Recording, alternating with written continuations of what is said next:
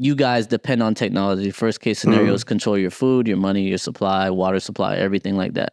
And then once we control that, we can control you because that's what you live off of, right? It's just like the dog. If you don't give the dog no water, no nothing, well, he's going to be dependent on you. He's going to be like, yo, you've been feeding me and giving me waters all this time. What am I going to do? I'm dying over here. Then he's going to kneel to you, right? So that's what we're going to have to do. You scaring me, Nate. You thought about this a lot. Nah, it's just just thinking from an AI perspective, like, I still want humans to be there. So are you a human? I don't know, brother. Sometimes I think about it. I'm like, am I from Mars, dog, or Venus? I hope Mars.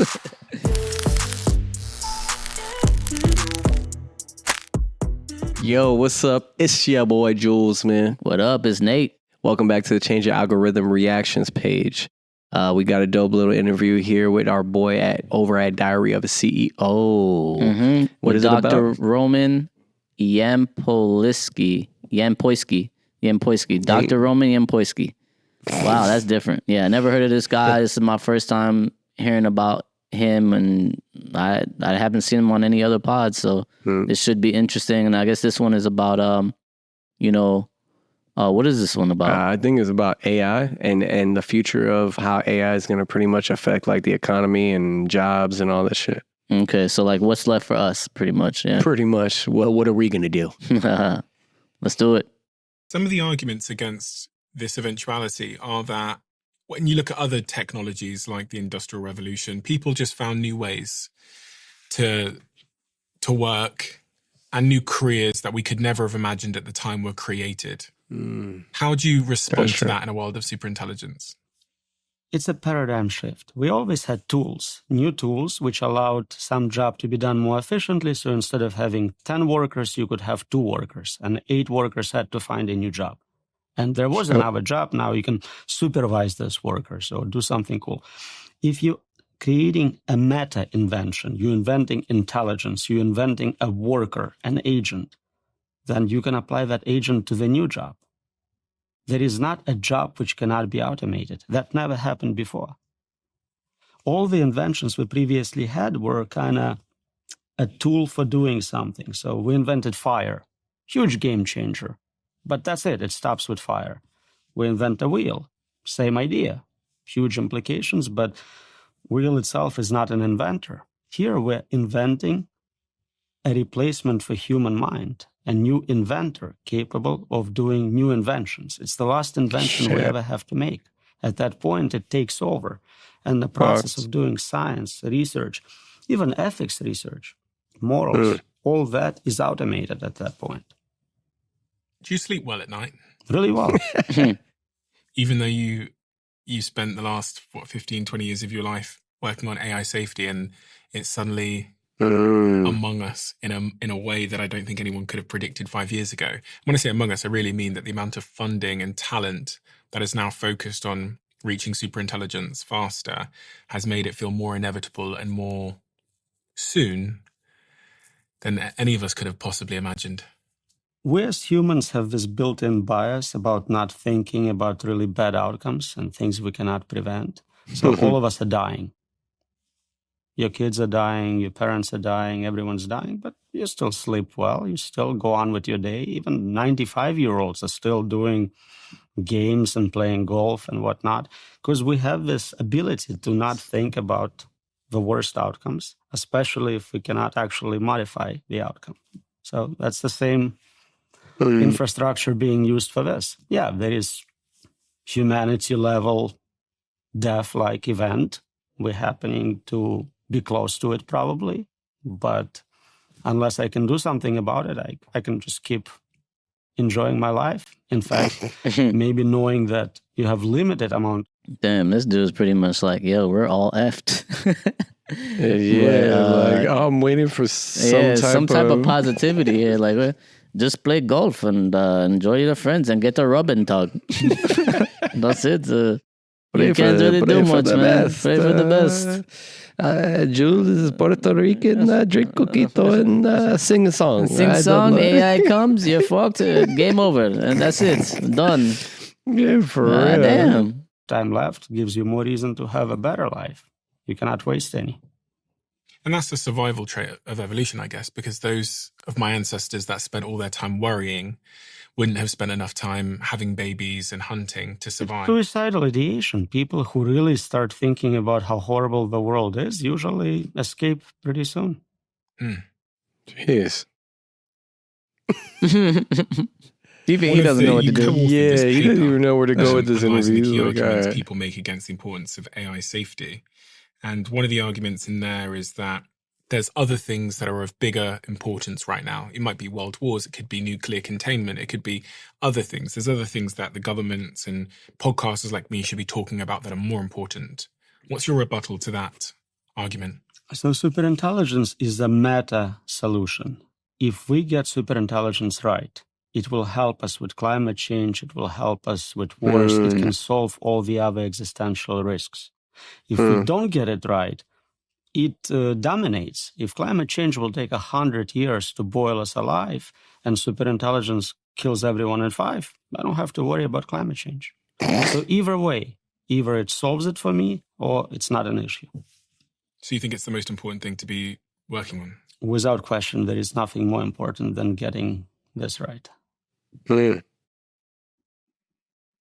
Damn, this dude is scary, bro. Yo, for real. This dude is on some like, we will die. Steve, Bartlett, YouTube, podcast, everything would go like this. Yeah. Steve is just like, okay, Avengers, game over. Like, but one kuda, like you could tell he's one of those dudes that's so smart, so like facts is, you know, like he just knows the facts. Yeah, he gives it how it is. He's not here to like try to like make you feel better in it in any way.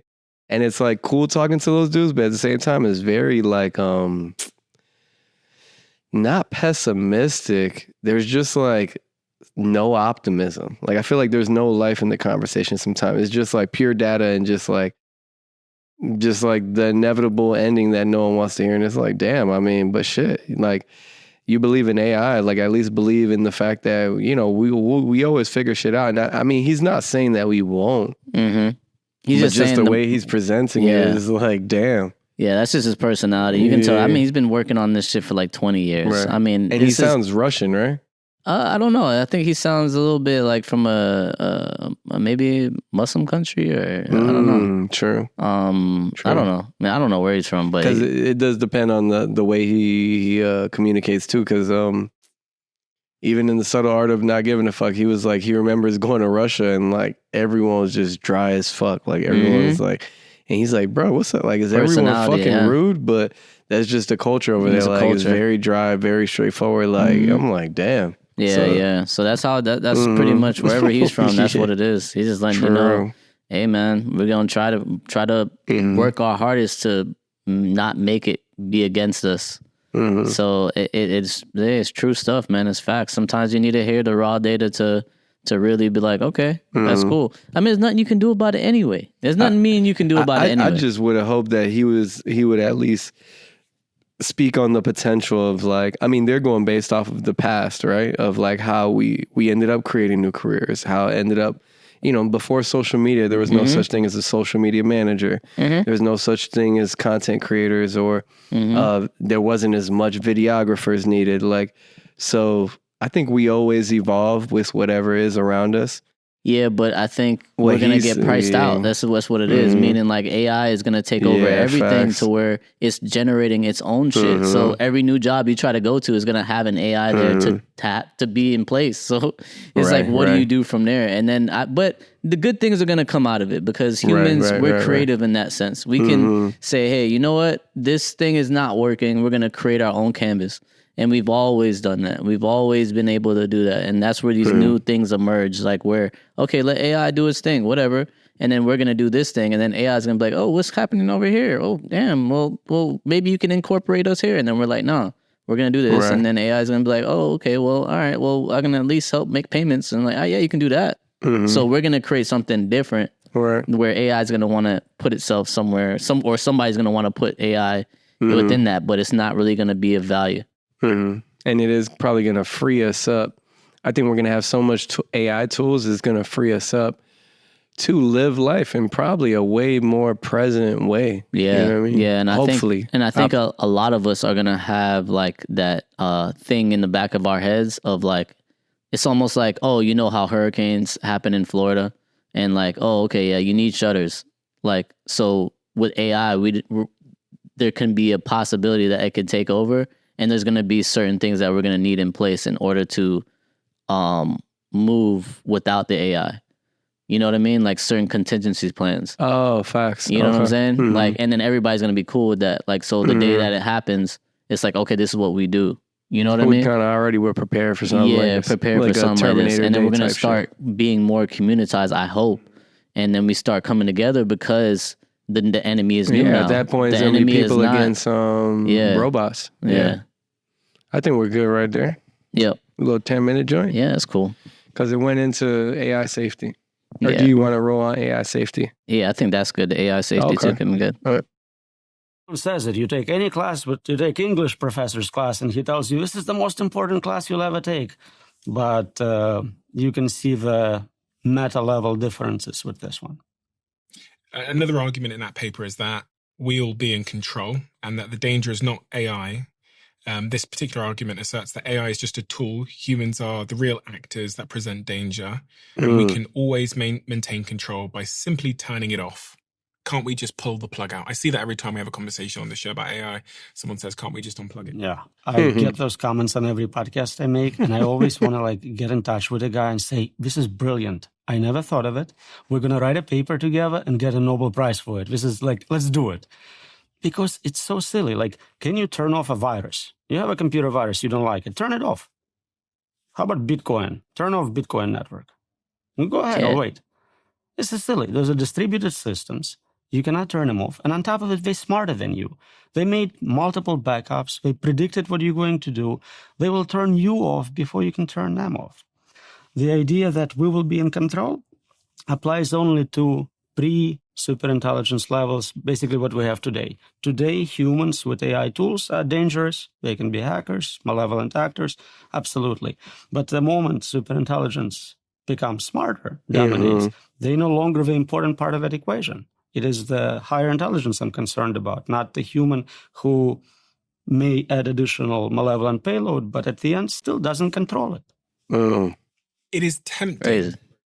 Damn, pause that? Yeah, because he's a real one, because he's like, bro, I don't care about dudes trying to use AI tools to scam people and shit. Like, that's cool. But yeah, he's like, when that super intelligence comes, once AI becomes conscious, that's a scary thing, bro. Yeah. Once it actually knows, okay, this is what's happening in the world, and like, okay, this is how we can fix it, and then this is how we can work together. But that's the whole thing he's trying to say is like they have to train it to say, hey, we must work together, and you can't turn on your creator. And there's just so much positive and negative test cases to go with that. Just that alone, like there's probably over like hundreds of thousands of test cases of positive and negative for this learning language model to understand why they shouldn't turn against humans and their creators. Right. And you have to make sure you hit at least 90, 95, 96% of them.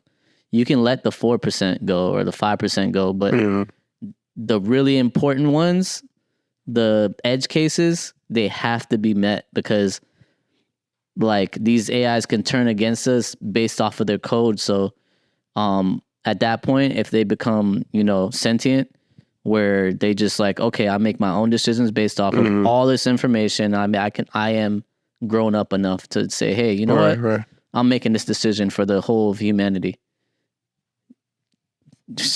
You're making a decision. You're a computer making a decision for the whole humanity. The amount of testing involved and the amount of infrastructure that needs to be built to make sure that decision is the right one is crazy. So that's why he's just so serious about it. And I get it, because it can really fuck us, and then humanity will be done, and then we'll all turn into cyborgs, and then that's it.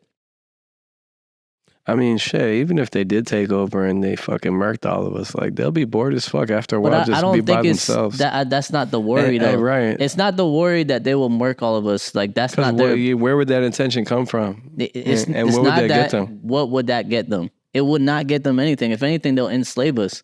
But how will they enslave us? Like how will they turn us against each other? And how will they to enslave us? How would they do it? And they'll go back on history and they'll be like, okay, we got to modernize this, or else they'll recognize what it is, and then they're gonna think 30 times like faster than us. So it's like, do you think it's also more of our negative and more of our like?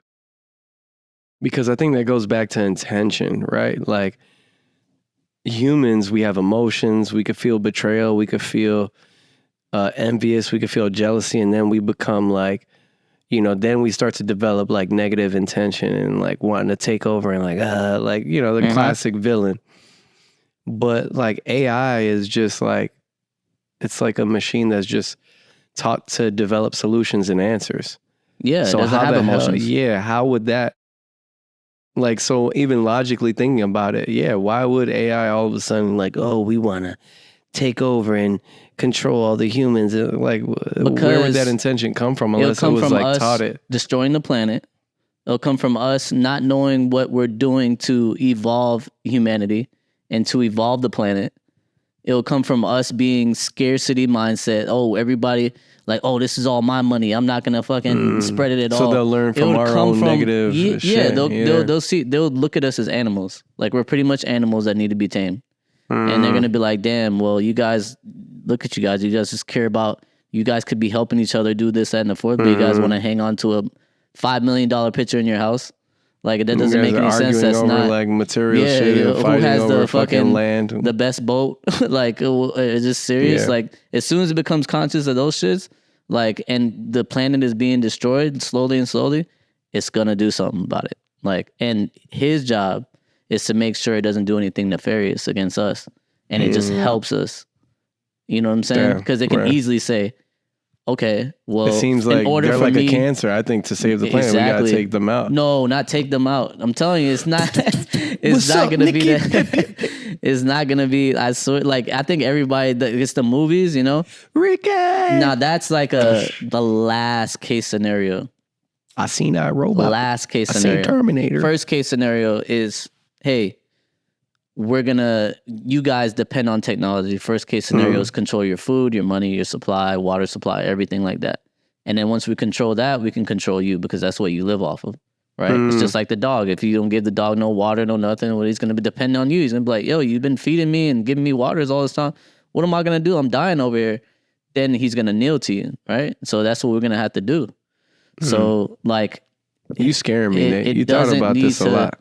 Nah, it's just just thinking from an AI perspective, like I still want humans to be there. So are you a human?